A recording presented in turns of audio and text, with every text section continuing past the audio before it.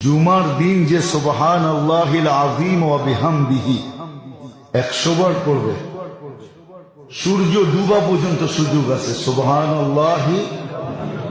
সুবহানাল্লাহিল আযীম ওয়া বিহামদিহি,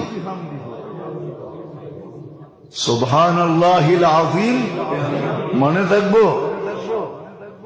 সে 1 লক্ষ নেকি পাবে, তার মা বাবা 12,000 করে পাবে। কিতাবে লেখা আছে, এক ছেলে পড়তো, কিছুদিন পরে মা স্বপ্নে দেখছে, মা বলতেছে, বেটা তুই যে পড়তেছিলি প্রত্যেক জুমায়, আর আমি 12,000 করে পাইতেছিলাম, আজকে পুরা হয়ে গেছে, এই জন্য আল্লাহ আমাকে আযাব থেকে খালাসি দিয়ে দিয়েছে।